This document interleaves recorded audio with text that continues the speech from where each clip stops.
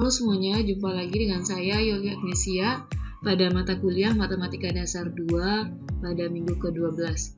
Nah, pada video kali ini kita akan melanjutkan pembahasan pada subtopik 12.6.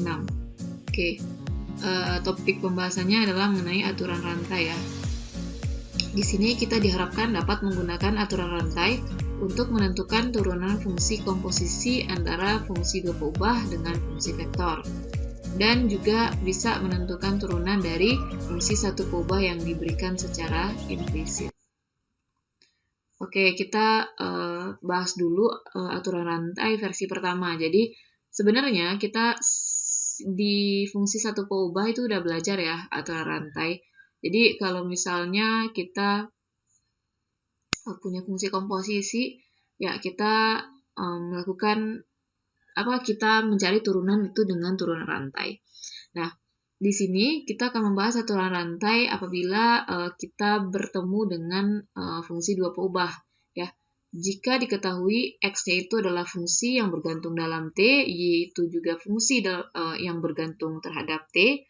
Kemudian kedua fungsi ini x dan t itu mempunyai turunan di t. Ya, lalu kita juga punya fungsi z, di mana z ini adalah fungsi f(x,y) yang bergantung terhadap xy gitu ya, dan dia mempunyai turunan di xt, yt. Nah, maka si z yang sama dengan f xt, yt itu pasti mempunyai turunan di t. Nah, cara mencari turunannya adalah dengan turunan terhadap z, ya, turunan z terhadap t itu akan sama dengan turunan parsial z terhadap x atau di sepanjang x dikali dengan turunan x terhadap t ditambah dengan turunan parsial z sepanjang y lalu dikali dengan turunan y terhadap t. Jadi kalau bisa kalian lihat di sini, ya di sini itu apabila kita mau, ya ini kan si z-nya itu adalah fungsi dalam t. Ya, di sini z-nya fungsi dalam t pada akhirnya. Nah, walaupun dia itu bergantung terhadap x, terhadap y, nah tapi kan kita di sini tahu bahwa x dan y itu bergantung terhadap t. Nah, maka dari itu kita nanti bisa menemukan turunan z atau perubahan z terhadap t. Nah, untuk menentukan ini, apabila misalnya ya ada kalanya nanti si x ini tidak dinyatakan secara eksplisit gitu. Si x itu sama dengan berapa t gitu ya. Nah, makanya maka dari itu kita membutuhkan aturan rantai yang seperti ini. Nah, jadi untuk mencari dz terhadap dt ya, turunan z terhadap t itu kita menurunkan terlebih dahulu z terhadap x gitu ya. Jadi perlahan gitu. Jadi ini z terhadap x dulu, nanti dikali dengan dx terhadap dt. Nah, nanti ditambah dengan z terhadap y, lalu dikali dengan y terhadap t. Nah, di sini bisa dilihat bahwa suku pertama ini kita menurunkan itu di sepanjang x gitu. Ya, bisa dilihat saja untuk menghafal gitu, untuk mengingat ya, memudahkan mengingat bahwa kita menurunkan si fungsi z itu di sepanjang x gitu. Nah, nanti x-nya juga kita turunkan terhadap t. Sedangkan untuk suku yang kedua ini, kita menurunkan si z itu di sepanjang y, nanti juga kita kalikan dengan turunan y terhadap t. Oke, di sini ada contoh. Pertama, dimisalkan z adalah fungsi dalam x dan y, yaitu x kuadrat dikali y pangkat 3, dengan x-nya adalah fungsi yang bergantung terhadap t, di mana x sama dengan t kuadrat ditambah 1, dan y sama dengan t kuadrat dikurang 1. Nah, maka kalau misalnya kita diminta untuk mencari perubahan z terhadap t, ya, turunan z terhadap t. Nah, di sini mungkin ada yang berpikir ya, lah kenapa tidak disubstitusi saja x-nya ya, yang ini ke dalam fungsi z ini ya. Jadi si x diganti, nanti kan dia dalam t. Nanti Y juga diganti nih, nanti dia juga bisa di dalam T gitu fungsinya. Pada akhirnya kan Z di dalam T gitu. Ya udah nanti tinggal diturunin aja Z terhadap T. Ya bisa juga gitu ya, boleh juga. Nah, namun di sini jika kita mencarinya dengan aturan rantai, apa ya? Nanti ada beberapa kasus atau beberapa masalah yang bisa saja X dan Y-nya ini tidak diketahui secara eksplisit gitu. Jadi dia tidak diketahui bahwa fungsi X-nya itu bla bla bla T dan Y-nya itu bla bla bla T gitu. Nah, cuma diketahui bahwa X-nya itu fungsi yang bergantung terhadap T dan Y juga begitu. Nah, maka dari itu kita membutuhkan aturan rantai di sini. Maka dari itu juga saya mengerjakannya di sini atau kita membahas dz per dt-nya di sini dengan cara aturan rantai ya. Jadi ini adalah menurunkan dengan aturan rantai. Oke. Sebagaimana persamaan formulanya tadi ya, ini. Maka terlebih dahulu kita melakukan turunan parsial z terhadap x. Nah, jadi silakan diturunkan z-nya ini ya, turunan parsial pertama z terhadap x. Nah, jadi y-nya di sini dianggap konstan. Nah, berarti 2x y pangkat 3. Nah, ini. Oke, setelah itu kita turunkan x terhadap t. Nah, ini nggak perlu turunan parsial ya, karena x-nya itu adalah fungsi satu pobah. Nah, ya udah silakan diturunkan terhadap t. Berarti ini 2t ya. Nah, ini dia. Nah, selanjutnya kita akan menurunkan suku kedua, yaitu turunan parsial z terhadap y maksud saya. Nah, jadi di sini silakan dianggap yang konstan itu adalah x kuadrat, sehingga turunan z terhadap turunan parsial z terhadap y itu adalah 3y pangkat 2 x kuadrat. Nah, ini. Ya. Nah, kemudian kita kalikan dengan turunan y terhadap t. Nah, ini bukan turunan parsial ya, makanya d-nya di sini d-nya biasa aja gitu. Nah, y-nya ini turunan terhadap t, jadinya adalah 2t. Nah, setelah itu, barulah kita substitusi fungsi x dengan y-nya itu dalam t. Nah, gitu ya. Nah, sehingga kita memperoleh x-nya, ya silakan diganti aja ya. Ini 2 dikali 2t, ini 4t, kemudian x-nya diganti t kuadrat plus 1, dan y-nya t kuadrat kurang 1, lalu dipangkat 3 ya. Nah, begitu seterusnya, sehingga nanti setelah disederhanakan, nanti akan diperoleh persamaan seperti ini. Jadi turunan z terhadap t itu adalah sebagai berikut yang ini. Nah, ini kan fungsi z ya, di mana diketahui gitu si x dengan y-nya itu fungsi dalam t gitu. Maksudnya diketahui secara eksplisit gitu ya. Nah, bagaimana kalau misalnya memang tidak diketahui ya? Kita mau nggak mau memang harus menggunakan aturan rantai. Nah, contoh yang kedua. Nah di sini contohnya adalah contoh penerapan gitu ya. Oke, kita coba jawab penyelesaiannya. Silakan dibaca dulu soalnya ya. Nah, oke. Di sini diketahui bahwa volume tabung itu adalah seperti ini formulanya. Volume ya sama dengan V dikali jari-jari kuadrat dikali tinggi. Nah, H di sini adalah tinggi tabung ya. Tinggi tabung. Sedangkan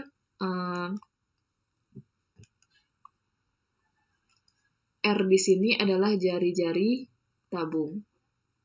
Nah, misalkan pada saat R sama dengan 10 cm dan H sama dengan 20 cm, nah jadi kondisi awalnya itu ya seperti ini ya, jadi R-nya 10, H-nya 20 gitu.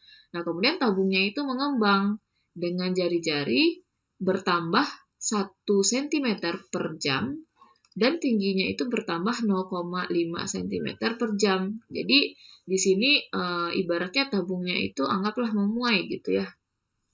Jadi nanti otomatis R dan T-nya itu juga akan bertambah panjang gitu. Nah, pertambahan panjangnya di sini diketahui dalam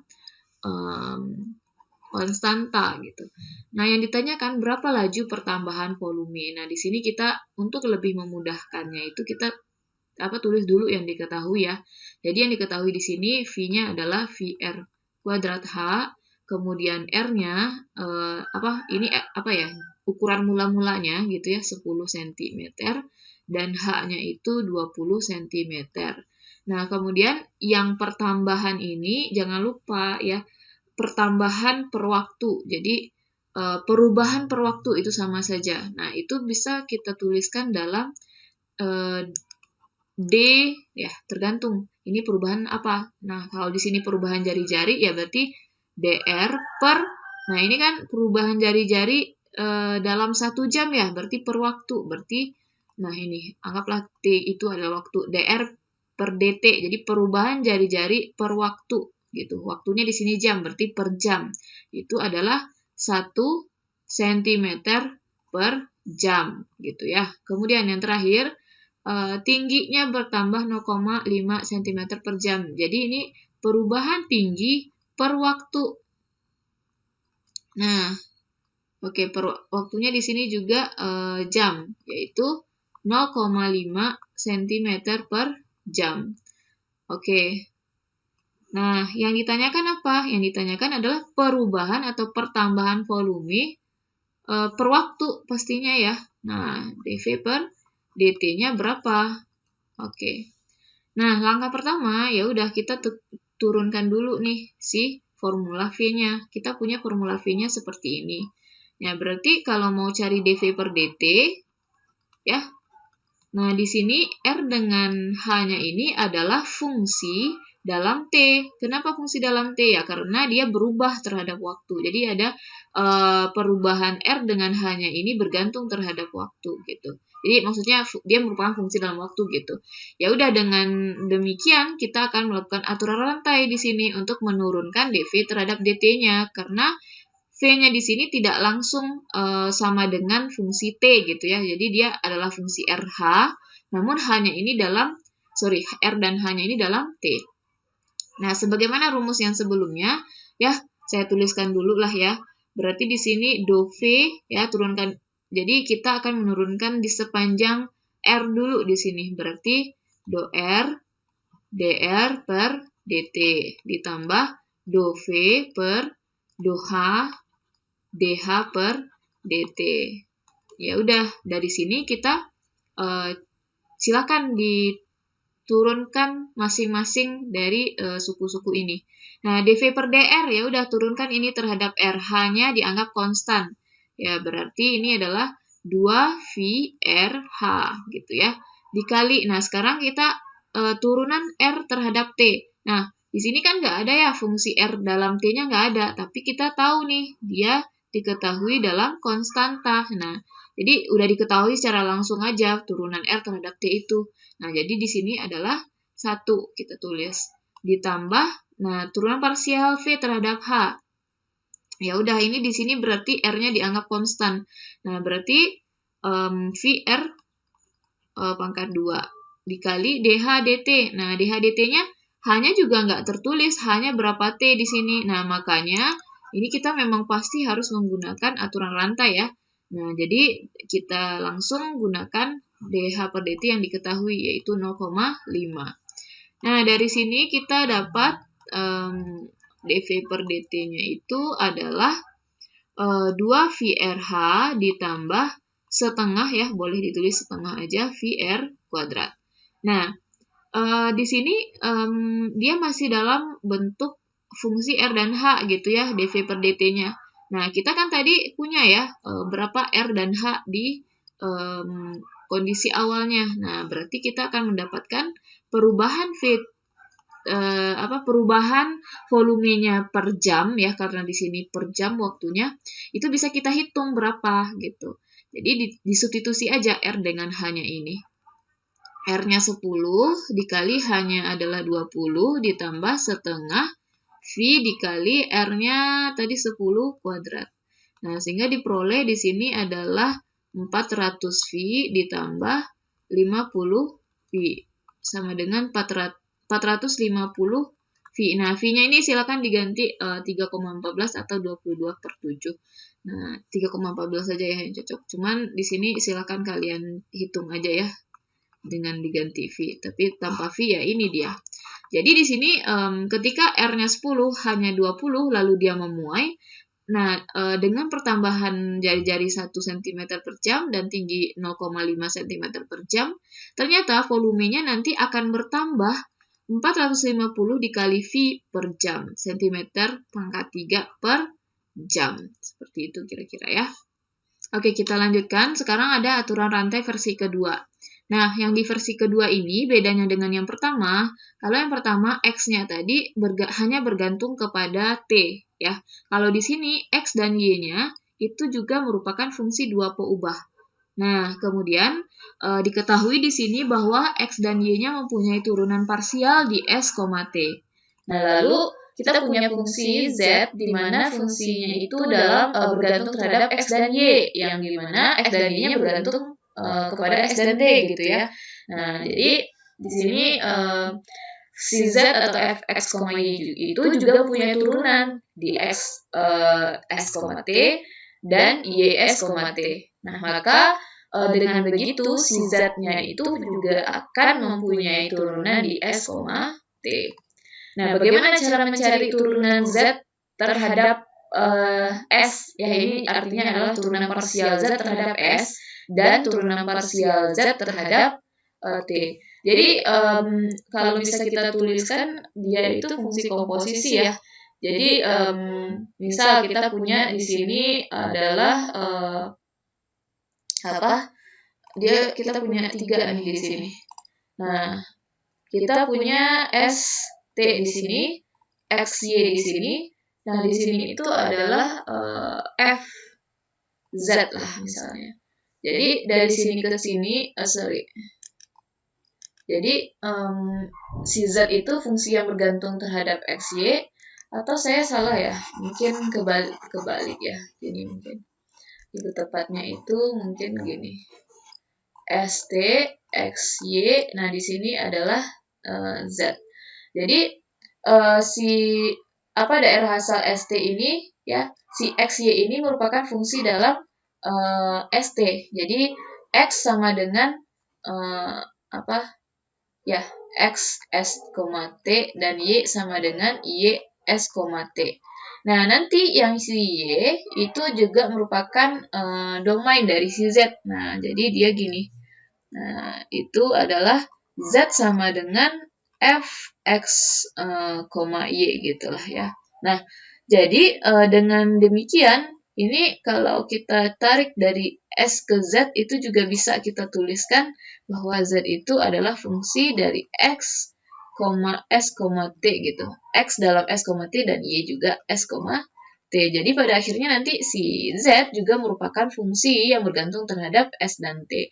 Dengan demikian kalau misalnya X dan Y-nya punya turunan di S, T, maka dari itu si Z juga pasti nanti akan punya turunan terhadap S dengan T. Gitu ya. Nah, untuk formula turunannya itu mengikuti aturan rantai yang versi pertama tadi ya. Kalau kita mau mencari turunan parsial Z terhadap S, nah dalam hal ini berarti kita di suku pertama kita menurunkan si Z itu dalam secara terhadap X gitu. Jadi turunan parsial Z terhadap X, kemudian turunan parsial si X terhadap S. Jadi ini khusus untuk X dengan si S ya. Z karena di sini terhadap S ya, otomatis di sini semuanya akan diturunkan terhadap S. Namun terlebih dahulu si Z-nya diturunkan terhadap X dulu, baru yang kedua ini terhadap Y gitu. Nah, gitu juga kalau misalnya kita mau mencari turunan parsial Z terhadap X. Nah, dua-duanya kita cari terhadap DT nih, DT ya. Nah, namun untuk suku pertama kita cari yang melalui X dulu, yang keduanya melalui Y gitu ya. Nah, di sini ada contoh soal ya. Contoh soalnya kita punya Z adalah X kuadrat Y. Dan si X itu S tambah T, Y 1 kurang S kali T. Nah, di sini kita akan mencari dua turunan ya. Turunan parsial pertama Z terhadap S dan turunan parsial pertama Z terhadap T. Atau kalau dibaca ini adalah do Z per do S dan do Z per do T gitu. Nah, mengikuti formula yang tadi ya, berarti kita turunkan dulu si Z-nya terhadap X secara parsial. Nah, berarti Z terhadap X berarti ini konstan. Nah, jadi 2XY. Nah, ini dia. Kemudian turunkan si S terhadap S secara parsial juga, karena dia juga dua variabel ya. Nah, turunkan terhadap S, berarti ini adalah 0 ya, karena dia konstan, dianggap konstan. Nah, yaitu 1 jadinya. Kemudian DZ per do Y di sini kita turunkan si Z terhadap Y secara parsial, otomatis si X kuadratnya konstan, jadinya dia adalah turunannya.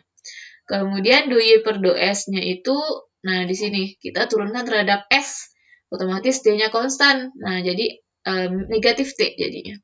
Kemudian disederhanakan, nah sebelum disederhanakan ganti dulu X dengan Y-nya ke dalam fungsi S dengan T. Nah, diperoleh seperti ini. Nah, yaudah, inilah dia hasil turunan do Z terhadap do S. Nah, begitu juga dengan yang kedua. Nah, sekarang kita lanjutkan kepada turunan fungsi implisit. Nah, lagi di sini itu adalah yang kita ketahui dulu gitu ya. Oke, sekarang misalnya ini fungsi implisit itu maksudnya seperti ini. Saya punya X ditambah 2Y sama dengan 0 gitu ya. Nah, di sini Y itu adalah fungsi dalam X.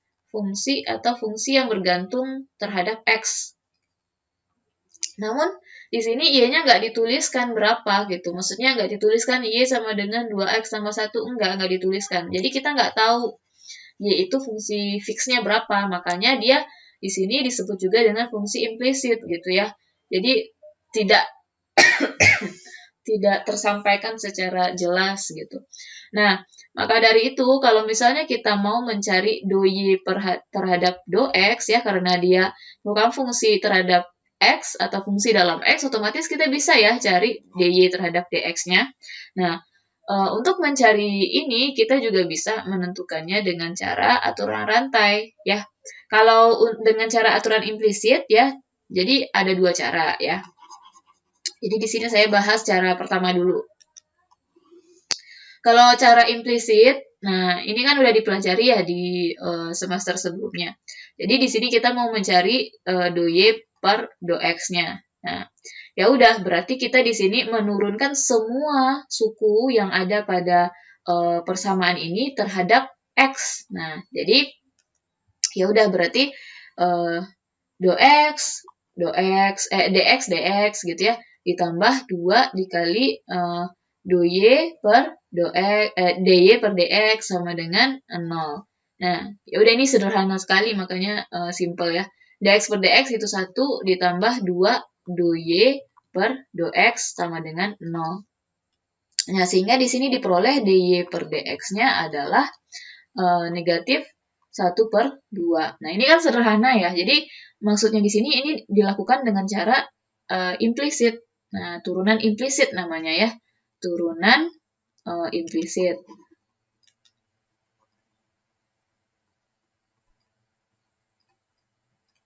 Nah, kalau misalnya kita menggunakan aturan rantai untuk menurunkan fungsi implisit ini, nah kita menggunakan rumus aturan rantai, di mana ya si X tambah 2Y ini bisa kita misalkan sebagai fungsi dua peubah X, Y. Nah, gitu, sama dengan 0.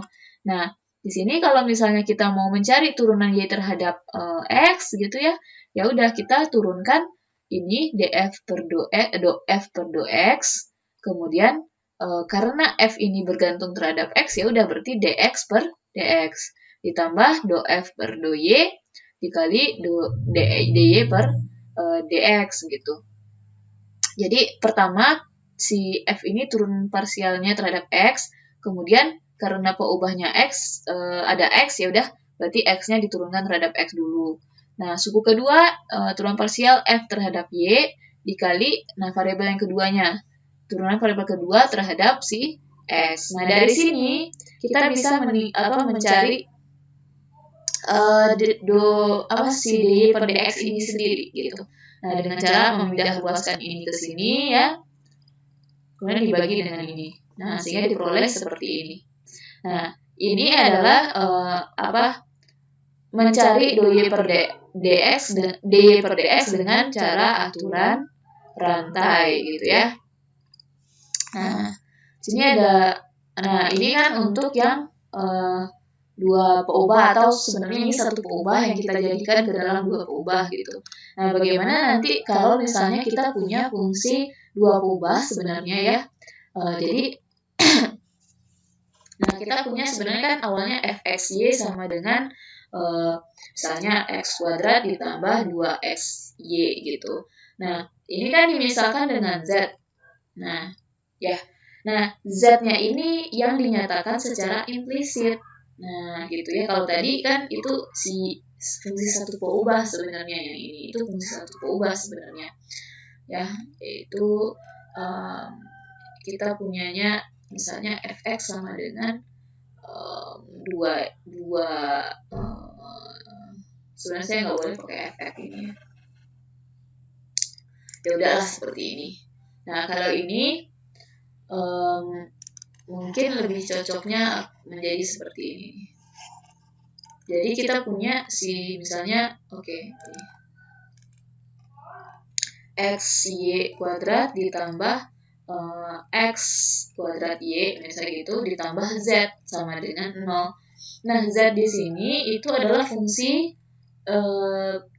dalam x, y gitu. Tapi kita nggak tahu nih z itu dinyatakan dalam fungsi yang seperti apa. Nah, makanya di sini z-nya ada dinyatakan secara implisit gitu ya dalam fungsi dan sebagai fungsi dari x dan y. Maka dari itu untuk menurunkan secara parsial terhadap x dan y ya, kita kan nanti bisa ya mencari do z do x atau do z do y. Nah, tapi di sini kita nggak tahu nih fungsi z-nya berapa. Nah, tapi kita tetap bisa mencari turunan parsialnya. Gimana caranya? Ya dengan melakukan aturan rantai salah satunya gitu ya. Nah, ya udah ini di sini mengikuti formula yang ada pada aturan rantai yang ini. Kalau dy per dx berarti do x per do f per do y gitu. Jadi di sini bisa dilihat ya turunan parsial f terhadap x dibagi dengan turunan parsial f terhadap y. Nah, kalau misalnya di sini ya udah sama aja berarti. Kalau kita mau cari turunan parsial z terhadap x berarti kita mencari turunan parsial dari f terhadap dx dibagi dengan turunan parsial f terhadap z. Nah, begitu juga dengan yang si Y gitu. Mungkin dengan contoh akan lebih. Ya, kita akan menjawabnya dengan dua cara ya. Pertama, kita cari dulu dengan menggunakan metode turunan implisit. Nah, kalau turunan implisit di sini kita berarti ya menurunkan terhadap x semuanya di setiap sukunya ini ya. Berarti dx pangkat 3, jangan lupa ini turunan dari x pangkat 3 ya maksudnya terhadap x ditambah 2, 2-nya boleh dikeluarkan, dx kuadrat y per dx dikurang dy pangkat 3 terhadap x sama dengan 0. Ya silakan diturunkan seperti biasa karena ini fungsinya dalam x ya udah diturunkan terhadap x seperti biasa.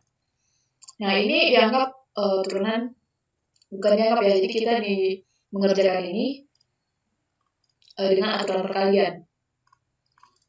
Ya, turunkan dulu x ya, jadi UV gitu ya, U aksen V, V aksen U gitu. Jadi 2x dikali Y ditambah x kuadrat dikali dy per dx dikurang, nah ini turunan y terhadap x. Nah, berarti ini memakai aturan rantai lagi gitu. Yaitu kita turunkan dulu pangkat dari si y, lalu turunkan turunan dalam ya, karena fungsinya itu adalah y, berarti turunan dalamnya dy per dx sama dengan 0. Nah, di sini karena yang diminta itu adalah dy per dx ya, berarti suku yang ada di dy per dx-nya itu kita sederhanakan atau gabungkan lah misalnya. Ditambah ini dikalikan ke dalam xy ditambah 2x kuadrat dy per dx dikurang 3Y kuadrat dy per dx sama dengan 0. Nah, yang si suku yang nggak ada di dx-nya ini kita pindah ruas ya. Nah, sedangkan ini kita jadikan faktor gitu. Nah, sehingga kita akan memperoleh 2x kuadrat dikurang 3y kuadrat dikali dy per dx sama dengan negatif 3x kuadrat dikurang 4xy. Sehingga kalau kita mau mencari dy per dx saja, kita akan memperoleh 3x kuadrat dikurang 4xy dibagi dengan 2x kuadrat dikurang 3y kuadrat. Nah, silakan disederhanakan kalau ada yang bisa disederhanakan. Namun kalau misalnya tidak, ya udah berarti ini adalah jawabannya. Lalu selanjutnya kita akan coba dengan metode aturan rantai yang sudah kita temukan formulanya tadi, atau ya dengan menggunakan formula ya di sini.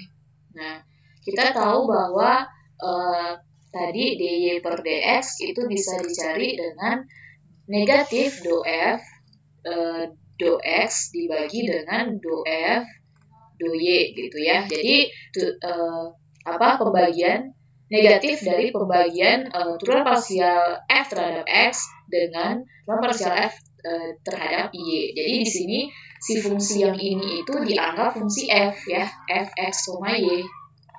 Nah, jadi silakan cari turunan parsial terhadap x dan turunan parsial terhadap y. Nah, pertama kita cari dulu turunan parsial f terhadap x, berarti y dianggap konstan. Ya, berarti negatif